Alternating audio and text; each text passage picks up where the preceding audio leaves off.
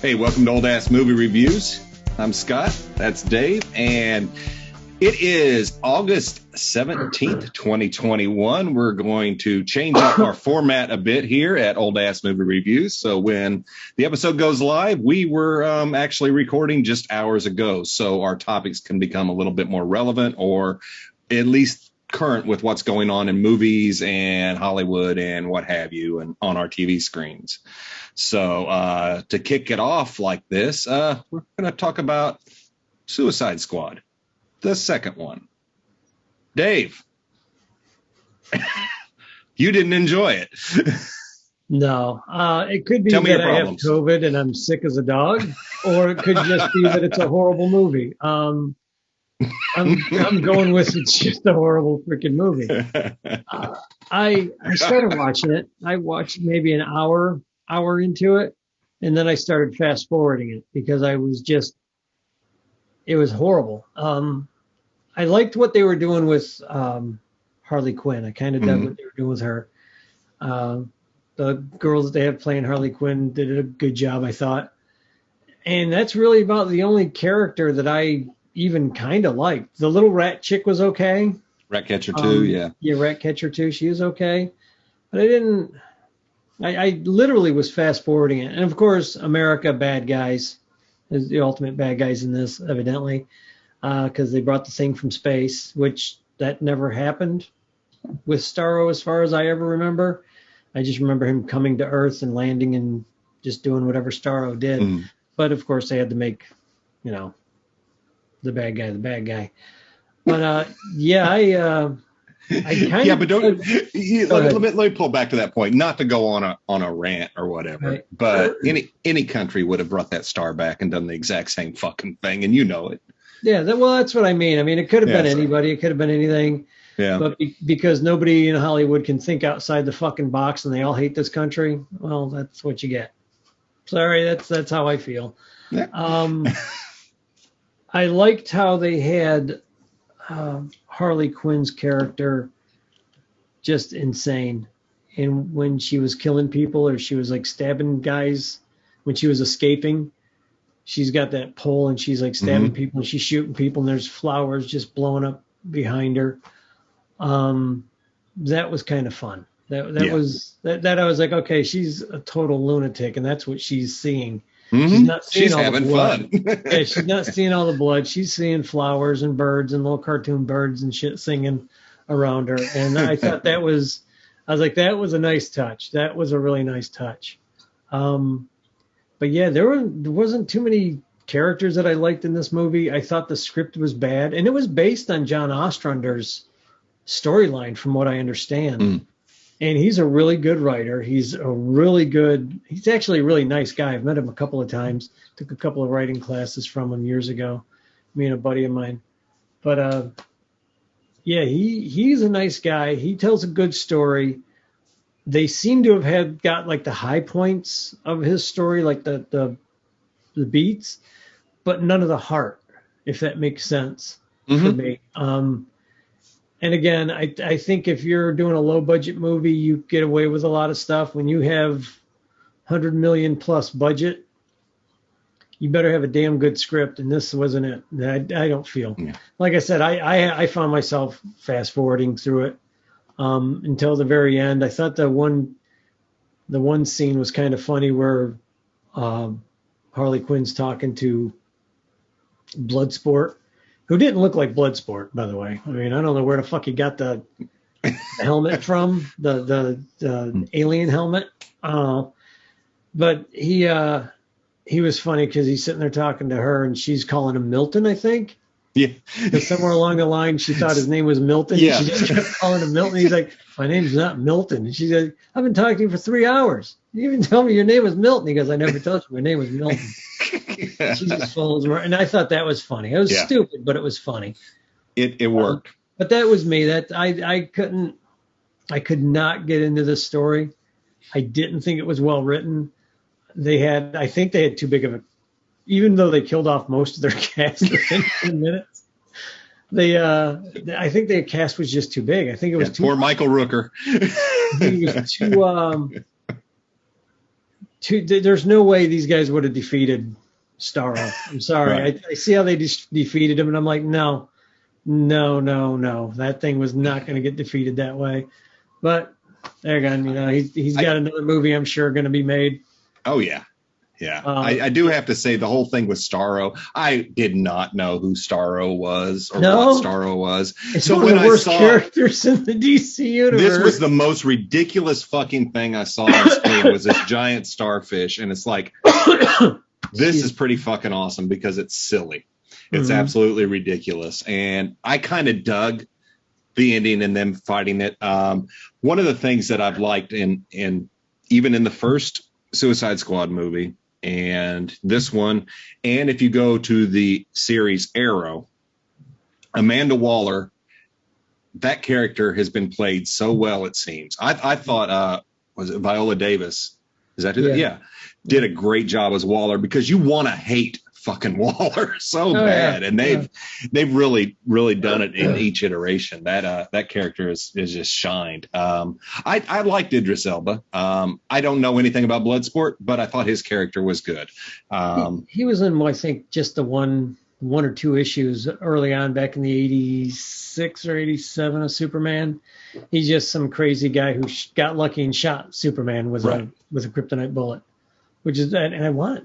It's been many years since I read this story, but I think Jimmy Olsen saves him, if I'm not mistaken. Yeah, you were saying that, yeah.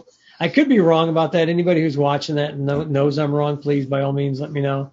But that's how I remember the story. I don't know whether that's if I'm remembering it right or not. But it's interesting. It's to bring that guy out of nowhere was interesting. Yeah, I think I might have told you or somebody that asked me how the movie was. I'm like, meh, meh.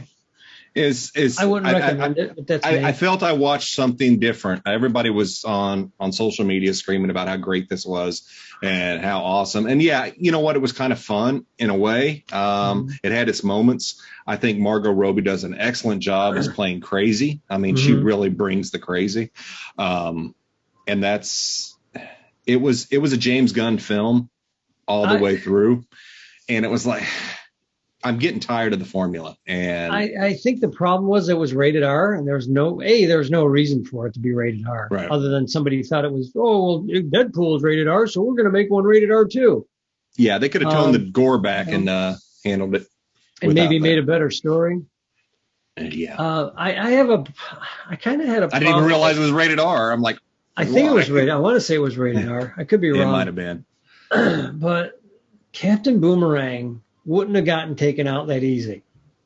I have a problem with, he's gone up against the Flash. The man moves at the speed of fucking light, and he's actually defeated the Flash before. He's not going to get taken down that quick, that easy. Sorry, I'm just not. Yeah, and that's why it's always hard to watch the movies and read the comics or watch the TV shows. And you're seeing stuff that goes contrary to what we've been taught. Or what we've learned, what I consider the comics as the gospel, and things are coming off of it. So when you deviate from that, you get people upset or pissed off or just like, what the fuck? Why'd you do that? And that's what happens when they don't read any of the comics, and these are the guys who are writing the movies. It's like, you had Ostrander right there. He was on set with you. If you had any question, why didn't you ask him? He's the guy. He's the doctor who's given that one guy a shot in the back of the head. Oh yeah, that's the doctor who says "good dog" or something like that. That's John Ostrander. He's actually a writer. It was neat seeing Peter Capaldi. Yeah, I didn't really like. Yeah, but hey, he's working. Oh, he's always working. The guy's always been working. Yeah, this is probably a really big payday for him too, no doubt. I have no doubt in my mind for that. And shit, I would have taken it too. Oh, yeah. And then I would have actually shaved my head. Yeah. Whatever. But no, like I said, there were good parts of it, and I didn't mind parts of it. But I think the overall movie just should have been better. With the amount of money that they had to spend on it, fix the script. But that's me. That's I'm looking at the comic books and some of the characters. They had some really throwaway characters in there for no reason at all, other than probably their copyright came up and it was time to do something with them. Yeah. Which is, Probably understandable, I guess. Throw them in a movie, kill them off in 2 seconds, boom, you own the copyright again. Yeah. That's me. That's probably it. Okay, my take. Yeah. This is going to sound absolutely crazy. I did not hate the first Suicide Squad. I never saw it. I didn't like Jared Leto's Joker in that. Leto's Joker in Zack Snyder's Justice League is good. Yeah, I liked him in that. Is really good. But in the first Suicide Squad, I actually enjoyed the movie. This one good. Is like, and it's just, I get it. James Gunn's hot property. We got Guardians 1, Guardians 2. He's about to do Guardians 3. And just let it go. Hey, it's another. We watched another Guardians movie, basically, is what it was. Here's a bunch of people different, and it wasn't as good. No, it wasn't. I don't know who was writing the Guardians, but whoever wrote the Guardians had good scripts. I mean, the second one not as good as the first one, but it was still good. It was still very watchable. Mm-hmm. I'm pretty sure, if I'm not mistaken, Gunn wrote those as well. What the fuck happened? I don't know. You know what? He's entitled to have a fuck up. All right. Well, enough bashing the Suicide Squad. It's not meant to be bashing. It's just I think the script could have been better. I'm with you there. We pretty much gave it a negative review, and so we did spoil a bit. Starro, nice. Okay, you said stuff that people might have seen, but give it a watch if you want or not. It's you could miss old ass movie reviews say, nah. Yeah. I'm going to say no. Don't waste your time. But that's what I mean. If you miss it, you miss it. It's not if you didn't see the first Suicide Squad, you're definitely not missing anything with this one. Yeah. And even if you did, you're still not missing anything with this one. So this particular movie I watched on HBO. I did not go to the theater to see it. What are your thoughts on this whole streaming model with HBO and Disney Plus doing this direct to streaming? Disney Plus seems to be running into a lot more problems than everybody else does. Mm-hmm. And I think it has to do with their contracts with their actors and actresses. Like Johansson. Yeah, like Scarlett Johansson suing them. Mm-hmm. The girl that was in the movie with her, I think, is suing them too. Oh, I did not see that. Elizabeth. Is that right? Hugh. I want to say it was the girl that was in that movie with her.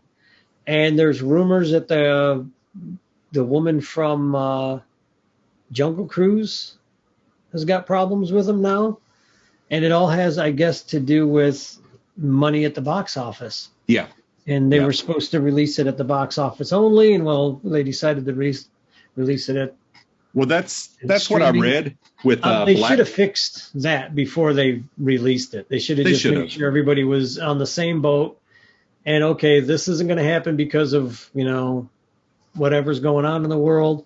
We have to renegotiate, but they didn't. They just went off and did their own thing. So when she decided she wanted her money, they're like, "Oh, well, it's not here." Well, that's your fucking problem. You guys just screwed me out of $50 million. I'd be mad too. I would too. And here's the thing. I've been reading about that with Scarlett Johansson. Apparently in her contract, it was in her contract that it was a box office release only. Mm-hmm. That's how I understand it, too. She's 100% in the right. If that is the case, then... Yeah, that's how I understand it. So it's... With that, she does have a case on that, but I see I didn't know there was issues with Jungle Cruise because Dwayne Johnson seemed to be perfectly happy with that. But of course, he got paid. I'm sure he got paid, and he may not be getting anything on the back end. But one of the things that I had heard or read was when Wonder Woman 84 was about to come out directly on HBO, that Gal Gadot and I cannot, who was the director of Wonder Woman? I can't think of her name. Damn it. Anyway, I'm not familiar with my understanding is both she and Gal Gadot were paid a hefty sum by HBO to go out and promote that it was streaming. So I think a lot of these companies are kind of hitting untested ground here, trying to figure things out. Like Disney is. Do we put it out and charge $30, or do we do like HBO and just send it direct? Well, I think Disney did it as a nasty move. I don't think that's just my gut feeling is they just figured they could get away with it and nobody's going to sue us. Nobody's going to say anything. Nobody's going to, whatever. And I think that just backfired. It seems like maybe HBO and some of these other companies are thinking ahead. Like somebody in the legal office looked at something and went, hey, we got to talk to these guys before we do this because this is a lawsuit waiting to happen. And maybe they did that with Gal Gadot. Maybe they did that with some of the other actors. I bet that's what they did because, you look at it. This may have been this last movie, Suicide Squad. I'm sorry to interrupt. No, that's fine. It may have been developed with the thought of, okay, if we can't put this in theater, we've got our streaming service. You know what I mean? As a backup. Maybe that's what happened. I don't know. Yeah. I'm not familiar. But nobody in Suicide Squad's bitching, as far as I know, to the best of my knowledge. No, they're not. And I think, it's easy to break down and say, oh, Scarlett got paid $20 million. She should shut the fuck up. I'm sorry. That's her money. That was her contract. I don't care how much it is. Yeah. So if that's the case, Disney is in breach and should move forward because these actors go into this looking like, hey, here's my my pay will be part of the box office. Yeah. So when they do that, it's when you take that away, that would be like you going to work and you make X amount of dollars an hour. You bring home X amount of dollars a week, but they decided this week, we're just not going to pay you. Yeah, because we decided to only pay the online people. Yeah. Wait, what? Why? Well, how that's how on a regular basis, I think you have to look at it. So anybody you have to break it down. So anybody that's out there screaming that, oh my God, she's getting paid $20 million, she should shut up. Well, yeah, she got her $20 million, but it was supposed to be, onwards and upwards of 50. Yes, absolutely. Is my understanding. I could be wrong about the numbers, but this is the numbers that I keep seeing repeated. Right. So I'm going to keep using those numbers, and even if they're wrong. Even if it was another 20, let's just say she got paid 20 and they said, okay, you're going to make another 20 at the box office. And that's going to be your cut. 40 million for one movie. You don't ever have to work again. Well, as of right now, 20 million is pretty damn good cut. But you're stealing another 20 million from me. Yeah. That's her money. No matter how you cut it, that's them just not wanting to give her money. Yeah, well, she earned it. You guys shot the load, not her. Yeah, that's your fault. I would agree. They're lucky I'm not on a jury for her, and I'm not even a huge Scarlett Johansson fan after what she did to Ghost in a Shell. Oh yeah. And I can't help but defend her if that was her contract. Contract's a damn contract, and she deserves it. That should, that's. But when you get into there, on that same note. Shang-Chi is not going to be on Disney Plus. It's going to be straight in theaters. So Disney, I get, is trying to figure out what way is going to work because they're just now coming to the realization that people stay home and watch movies. I don't go to the theater. I'd rather stay home. I watch most of my shit at home.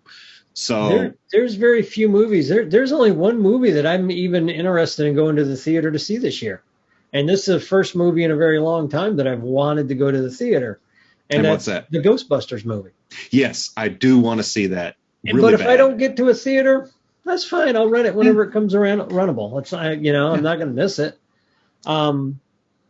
It looks a lot better than the last monstrosity that they let loose. Oh, the Ghostbusters. Yeah. I thought I was on Shang-Chi, and it's like, well, I'm sorry. No, they already fucked up the Mandarin, so I don't know what Well, the problem with Shang-Chi is they got this guy who doesn't look like Shang-Chi. Oh, really? Okay. I don't know if you're familiar with the comic book. But not really. The comic book was basically based on Bruce Lee. It was basically Bruce Lee finding out his father's Fu Manchu and having to fight his father with no superpowers. He's just a really good karate guy. And that's basically what Shang-Chi is. He's the master of martial arts. And he was trained by Fu Manchu and all of Fu Manchu's assassins. And the kid thinks, his dad's great. And then I forgot what happens, but it basically, long story short, he finds out his dad's basically walking devil. And his honor has kicked in. And he says, I have to stop my father. Now I have to stop him. He's just this evil guy. And every time he tries to do something, Fu Manchu cuts him off, but never kills him. It's a weird take on the father-son dynamic. But they went too big budget, I think, on this movie. I think they should have kept it a very small budget, $5-10 million. Honest to God, I think they could have kept it $5 or $10 million. Disney can't spend that little. But this is the problem with them. They could have got in there. They could have got some of the guys that actually wrote the comic. Or hell, you want to make money in China, go get those fucking guys who make all the Hong Kong flicks and have them come make a Hong Kong flick in Hollywood. Yeah, like they did with Jackie Chan back with Rush Hour. That's bringing Hong Kong to this. Yeah. That's all they had to do. And instead of doing that, they spent hundreds of millions of dollars again on something that didn't need all that kind of money spent on it. It's going to fail at the box office because nobody wants to go see any more freaking superhero movies because they've all turned to trash after the last superhero monstrosity time travel thing that Disney I will did. agree. I did not like Endgame, so no, they messed up their own universe. They made a bunch of rules and then just ignored them, which is what you do. I mean, I guess. And then you spend hundreds of millions of dollars in a bunch of television series later trying to fix your bad storytelling. Yeah. Which, if you got the money and the time, I guess it's okay. But I'm not wasting my money or my time anymore for it. I mean, could have been better, should have been better. The fans deserved better, and they didn't get better. But that's neither here nor there. I got the comic books I still go to and read. So I'm good. You go. I know what the story was really like, so I'm good. Yeah, I don't think, there was for a time that I thought we were going to finally see an end to all the superhero movies and just get a break, but it's not happening. Nope, and they've just not as long as they own it. Oh, yeah. Yeah, and that's what we're getting. Some good, some bad. I think it's just getting worse and worse, and it's just the people are going to, the little kids are going to love it, but the adults who have the money so it's going to go away. So on that,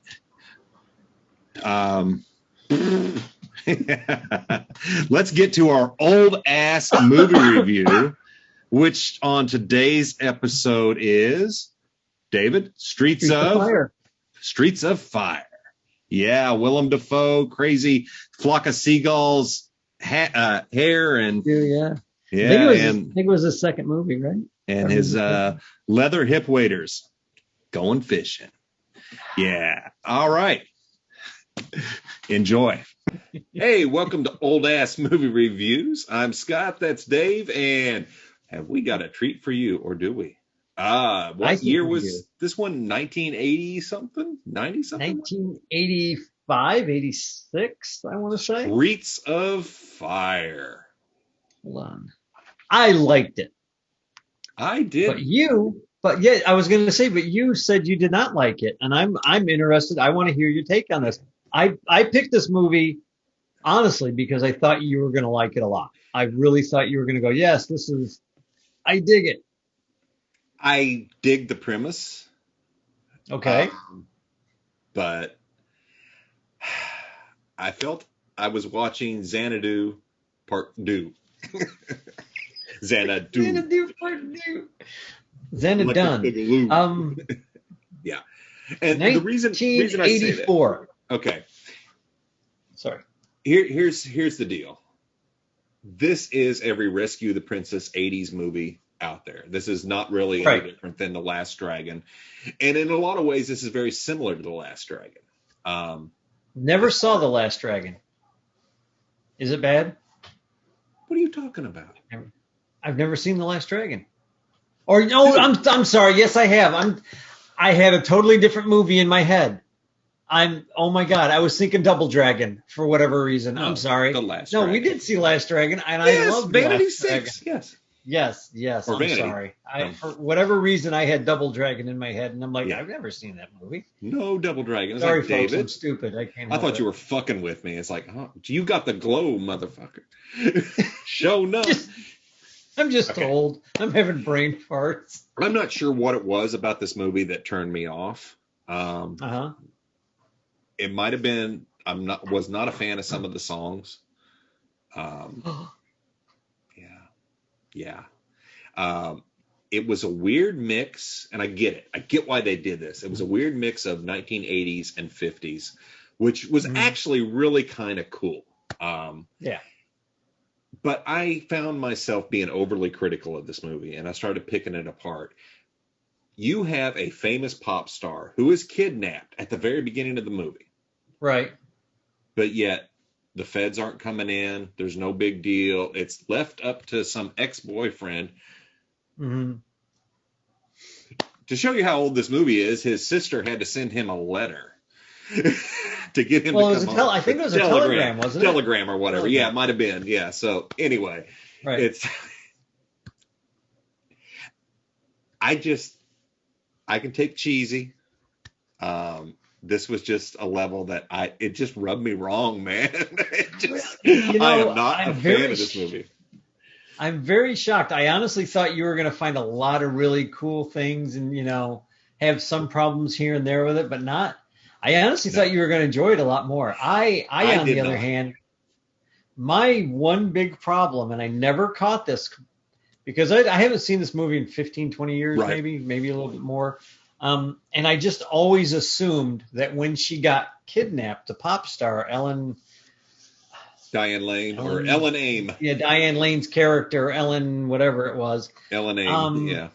Ellen Ames. Ellen Aim? Is that it? Ellen Aim, yeah, something like that. Got kidnapped. I always just assumed that it was because the motorcycle gang, I want to say the Bombers, but I think it is the Bombers. Yeah, the Bombers had kidnapped the character, and I always just assumed that they had asked for a ransom. But I watched it again last night just to make sure that I didn't miss something because they never asked for a ransom. No, and it looks like maybe Willem Dafoe is just fantastically insane, over the top bad guy character in this. I loved it. Okay. I did love Willem Dafoe. I just assumed that, he raped her. But there's no actual, there's no actual rape scene. I think he bends over to kiss her at one point, and then the next scene he's walking out. But he's not like fixing himself, and her clothes aren't ripped. I don't think it's even. So I never get the thought that he actually does anything like that to her. So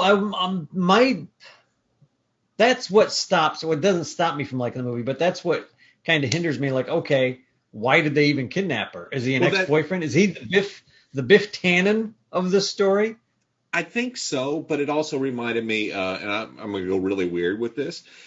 This is Super Mario Brothers. This is Princess Peach being captured by the evil Bowser, and Mario, the plumber, has to come rescue her. There's no rhyme or reason. Bowser's this giant turtle who is in love with this princess, and they're never going to get it on. Because, turtles.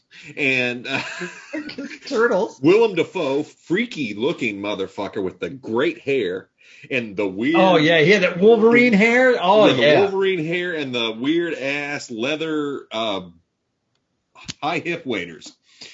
Yeah. That was just weird. That was a weird costume. He was going fishing in a leather bar or something. I don't know. Yeah, exactly. But it was like he kidnapped her because he wanted her to be his girlfriend. Yeah.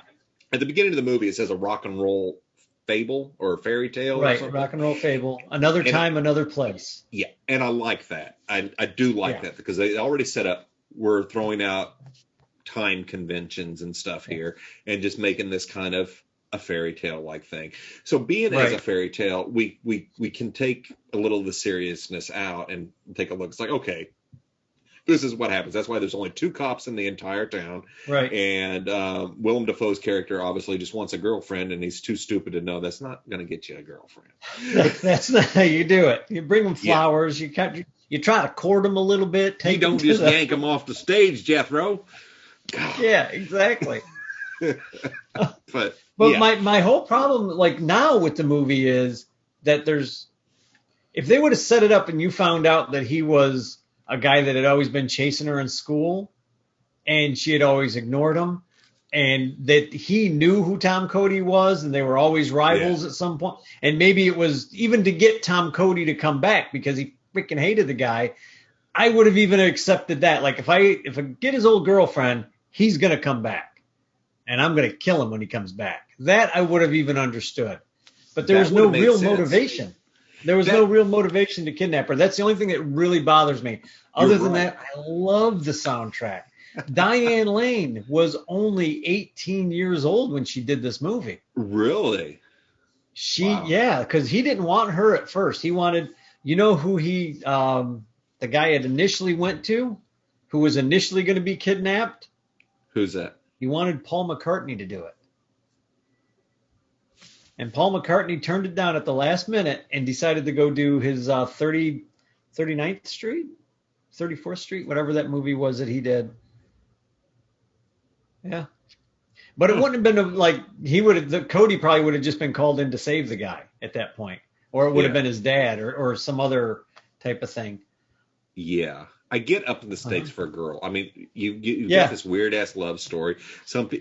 It's so ridiculous.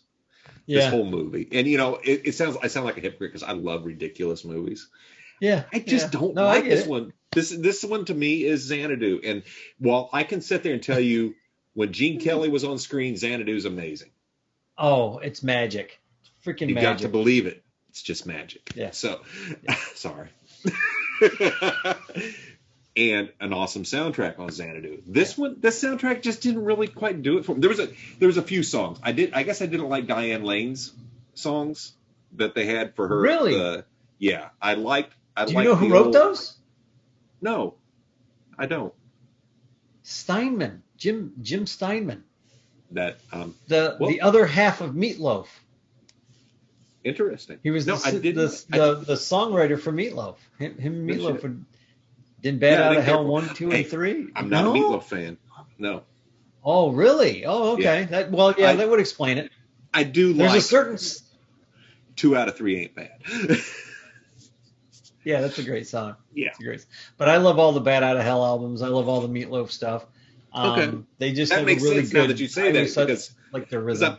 I'm hearing that. I'm hearing that now in those songs, right. And that's okay. So no, I'm not a Meatloaf fan, so that would explain it because now they sound very. Right. I see the style, but I did like the other groups, the little more punkish 50s mix music there. Yeah. Cool. The guys that were in the club. Yeah. I can't think of that guy's name. I can't think of the guy's name. Well, he was not only a character actor, but he was a singer. Yeah, there's the little punky guy that was at the bar where the girl's lifting up her top and whatever she was doing. Well, one of the and I don't know which one it was, and it may be is Lee Ving, who fronts the hardcore punk band Fear.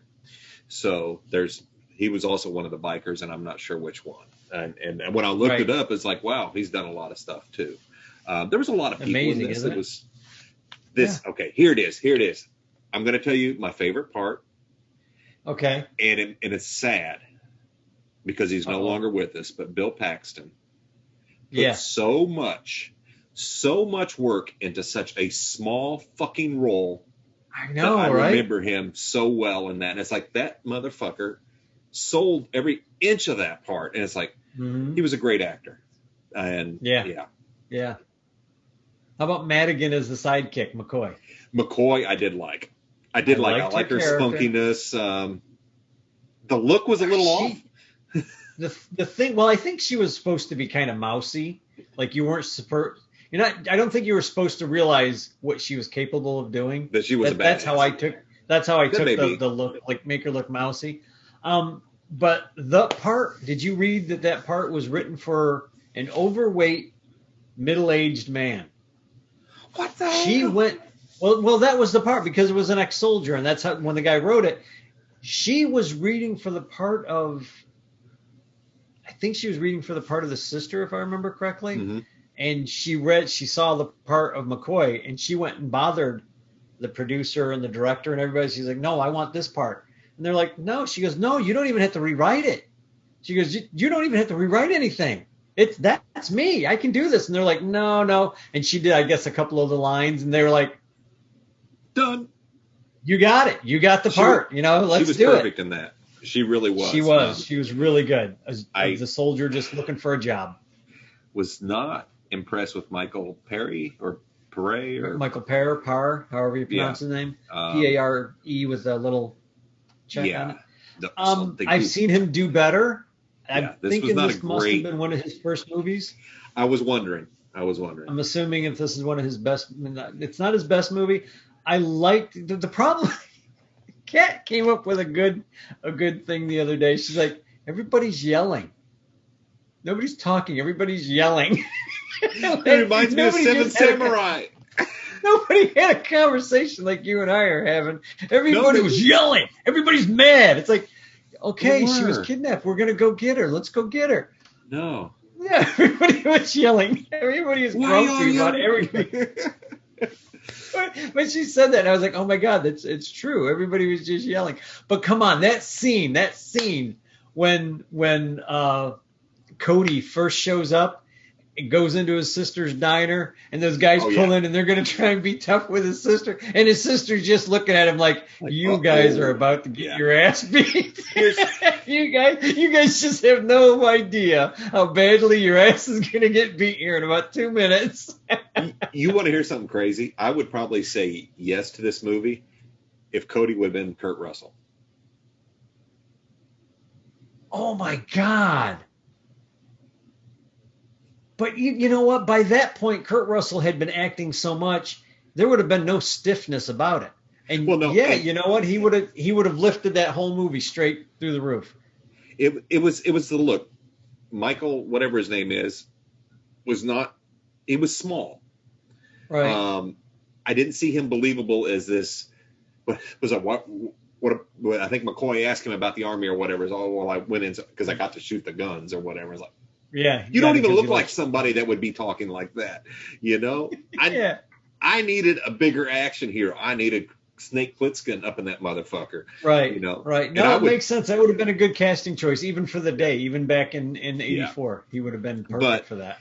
I think I could forgive it more, but I had a really hard time buying him as an action character. You know what? He didn't bother me all that much. Yeah, it bothered me. But that choice, that would have been a perfect choice. That would have upped that damn script. And the thing is, it didn't make its money back at the box office. Really? And it's very strange because you look at this movie and you're like, that's an 80s movie. I mean, this is an 80s movie all the way across. You don't get more 80s than that. It's got boobs. It's got music. It's got Diane Lane just being very pretty and dancing around on stage. Yeah. It's got a good-looking lead.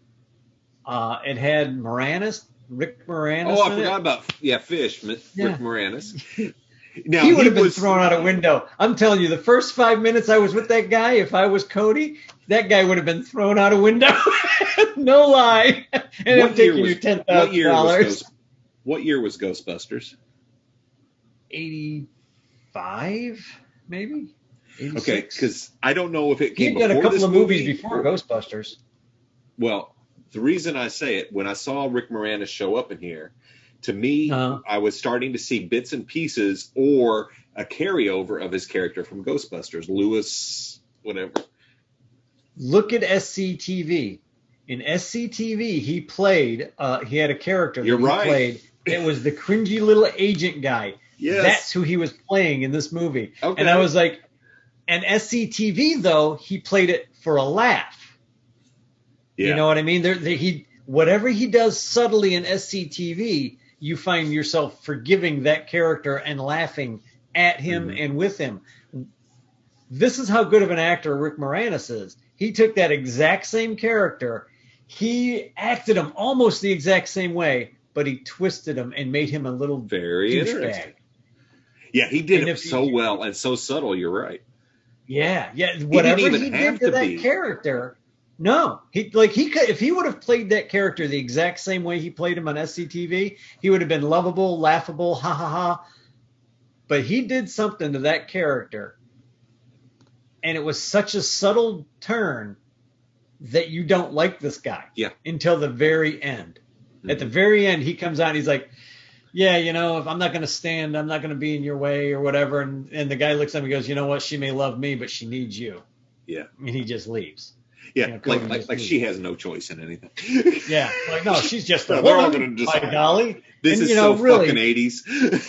So 80s. So 80s. No, this isn't even 80s, man. Even in the 80s, the woman would have had some choice. But this was like, I don't know what the hell. 50, yeah, this is very much a 50s element movie. Because it was kind of a 50s, 80s. It was another dimension, folks. And when you see this movie, you can't look at it like it's happening now or happened in the 80s. It's a different dimension, and the 80s and the 50s is mixed. It's really weird. You know what I mean? But well done. Like I liked it. Completely different timeline. Yeah, and I loved that. That's an element that I'm writing. I think I told you about this. I'm writing a comic. I'm writing a script. Mm-hmm. That's kind of what I'm doing with a world that I'm trying to build. Is not make it quite what everybody's used to. And I'm hoping I'll be able to pull it off. If I fail miserably, at least I tried. Yeah. So that's my thing. That's really cool because I like the concept of that. And it was neat because then you can forgive little technical things if they do that. Yeah. The show Gotham, I don't know how much you ever watched, but it was, I think they call it anachronistic. Couple of episodes, I think, is all I've ever watched. Well, you have what clearly looks like the 60s. Right, right. But they have cell phones. The cars are old, but they have some technology and some not. It is such a mix, and it's so I love well done. Yes. And that's Gotham. That to me is Gotham City. That's why I love the old animated series, the old Batman animated series so much. Because you got these guys, and they have like the hand crank phones where you hold the speaker up and you're holding it and they're talking. And then you have Tommy guns, but then you have computers. But the computers look like something that would have been made if they were making a laptop or a desktop computer back in the 40s. You know what I mean? It has that weird little, I don't know. It's just a nice effect, and I like that time variance. That whole little boop. We're not in your dimension anymore. We're over here now, and I like that. I think that's a good effect. I think more movies need to do things like that. Absolutely, because what that does, and another great example is Fallout, the Fallout video game series. There's everything. It's in the future, 2077, and all the furniture and houses are mid-century, all 1950s, all that style. But nice, okay. But they're so advanced. There's robots and high-tech laser guns and everything. I love stuff like that. But the computers look old, and it's such. If you take something like that and you write your story and you do your comic, and what that does to me is it makes it timeless. It means it fits anytime, anywhere. Somebody can read that and not know when the hell it came from, and it doesn't matter. Right. Right. So this movie does that well. Yeah. See, and he set up Chicago, and I think this is part of the reason he didn't make his money back, is instead of taking the filming and going to Chicago, all that is a set. Yeah, and it's obvious. That whole street and everything is a set. Yeah. And I like the effect of that set because it makes it still otherworldly to me. It's like, this is Chicago, but it's not Chicago. It's another city called Richmond or Richmond. Yeah. Is that where it was? Something like that. I forgot what they called it, but whatever that street is, it's like, it's not the Chicago you know. It's not the Chicago I know. This is a completely different city in the same spot that Chicago would occupy. Yeah. And I thought, that's kind of cool. That's a nice twist. But that was a big chunk of his budget is building all those sets instead of just going to Chicago and filming in Chicago. Well, it's easier to film on a set, I'm sure. While a lot of times I find it can pull you out of a movie sometimes. And I don't know if this necessarily did, because I think it gives some charm. It gives it that otherworldly bit here, because it's like, okay, they're on a set, but this is working. And damn it, I have to say, one of the things that I dislike about doing this podcast is I become very critical of every bits and pieces of movies that we don't, as a watcher, you don't watch. You know, you don't see, you don't think about these things. And then you sit down to watch a movie and holy shit, your brain's just going and you're picking it apart now. You want to know about the budget, what was spent, why didn't they move this there and there? And it's like, well, that's cool. It's like you lose some of the magic. The night scenes, they cost $1.4 million to make a tarp to cover up the city streets to do a night scene instead of just shooting at night. And he said the reason they couldn't shoot at night is because they had too many minors on the set. Where? And I guess there's in Los Angeles. In 1984, evidently there were some laws that these guys could not freaking break because of the kids on the sets. But I'm saying, where were the kids? I don't remember seeing kids in the movie. Anybody under 18? I don't remember seeing. There was a lot of kids running around in that one night scene. That's right. Where there was that little fan come riding in. Yeah. And it worked really well, but there was. I'm just like, why would you not just shoot? Don't hire anybody under 18 then. Okay, give people who look like they're under 18. No, and this is accurate. This is why when you watch TV and you see a group of high schoolers who are actors in their 30s, it's because you don't have to abide by the state laws, the union laws that that children under such age, you're required to hire teachers. They can't miss any school. They have to have teachers on set. Your costs start going up. They can only work in so many hour increments before having massive breaks, study time, sleep time. That's why you rarely will see children in big series or stuff that's going to take a while, or movies. If they do, they've got a hell of a budget because they're gonna pay for it. So that's you know, you're right. I didn't even think of that. And wow, a tarp. Yeah, but you're right. Just when I was hire under 18. When I read that. Just hire people, young adults that look like they're 18 or 16 or however. They're out there. I mean, how many people have you met that you find out they're 25 and you're like, really?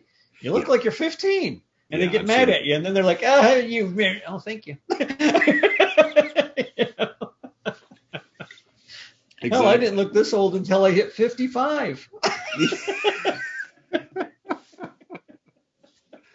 Ah, shit. Up until a year ago, I looked like I was 22. Yeah, exactly. So, no, this is an interesting movie. I didn't hate it. I won't watch it again. Right. No, I get it. I totally It's got a great cast. It does the time thing really neatly. I like the 50s and 80s mashup. It's a time period I could live in. I could definitely live in that universe. Yeah, most of the inside of my home is 1950s, but yet I like technology. So my house is that way. Right. But I don't know. I can't recommend the movie. It's not horrible. I just don't like it.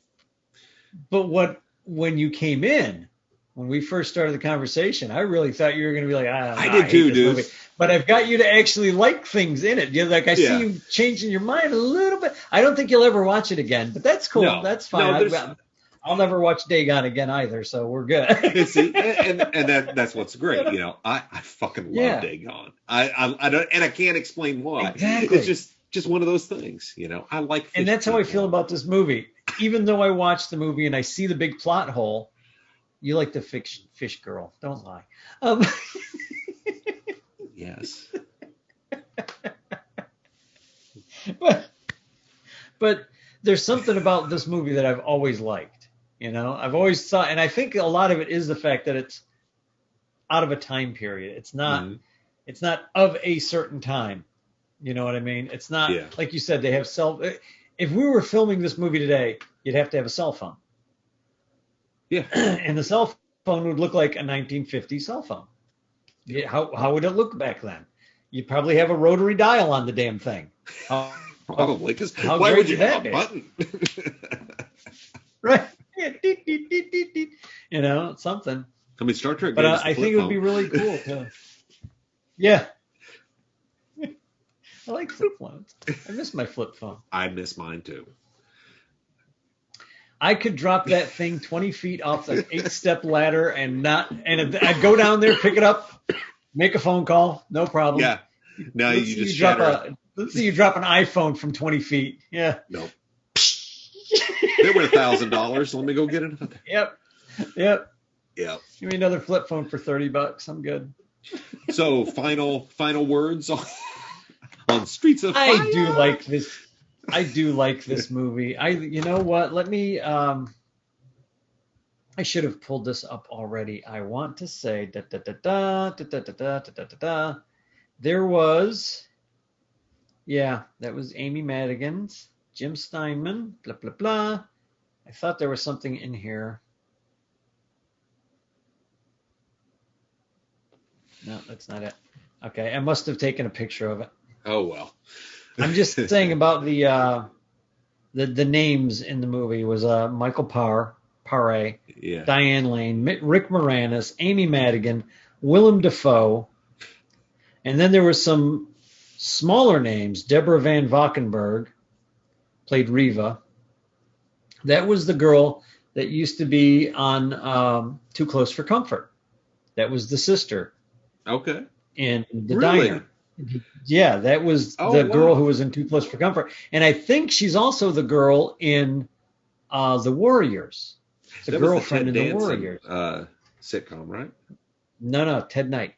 Ted Knight. With the Muppet. Why did I say Ted Danson? Yeah, Ted Knight. Yeah. Yeah, Ted Knight. Yeah, he was a cartoonist. Yeah. Okay. I'm trying to look. Officer Cooley. Ed Price was the black cop, right? Yes, and now I've seen him in a lot of things. Richard Lawson, he's in a ton of stuff. When he showed up, I was like, "Holy cow!" And then the kid, the Officer Cooley, Rick Rossovich, he's one of those actors who goes out and acts a little bit, stops acting because he gets tired of it, and then goes and does a movie, and then stop. He's the boyfriend in Terminator who gets killed by the Terminator. Damn. Yeah. And Lee Ving was Greer. And I'm not sure who. I know the name. Yeah, don't know where he was at. Yeah. But that was like that's just one of those things that I'm looking at and I'm just like, holy crap. There's a lot of people. A lot of big names in that. Yeah. Very hard. But I know I'm not asking you to see it again. I just remembered there was a lot of names in there that became pretty much household names. That is true. That is true. I know you don't. I know you don't like it. I love it. There's something about this movie that just there's something about this movie that I just love. Nostalgia, call it an old man's love for old movies. I don't know, but there's Diane Lane. I like it. I don't know what is it. Diane Lane. You know what? I think the sister's more attractive. Okay. I mean, I think Diane Lane is very cute, but there's something I've always thought that one girl that played the sister was very cute and very attractive. Amy Madigan, like that, she would, if I was in high school, she would have probably been one of the people that I hung out with because she was just like feisty and let's go drink some booze. She was a good character. She had that. Her character was great. Yeah. Very cool. But that's me. That's I enjoy it. I say yes, go watch it. And I say what do you bother. No, but we've seen worse. We have seen worse. Yeah. So next week, we're going to visit old Sylvester Stallone in the classic Cobra. Come join us. But before you hang up or whatever, hit the like button. Give us some reviews. Hit the join button. button. You can follow us. Hit it all. Hit it except the dislike. Don't hit the dislike one. Yeah. I don't know what that does. Just don't do it. We might explode. I couldn't tell you. Yeah. But hit the like button. Hit the join and follow us button. If you like this review of two old guys talking about a movie and actually disagreeing about a movie, usually we're pretty close. About the movies that we watch.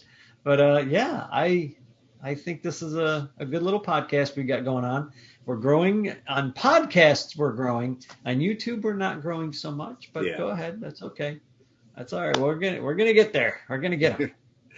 All right. So Damn, I got lost where I was. Anyway, thanks for joining us, and tune in next week for Cobra. Later. Cobra!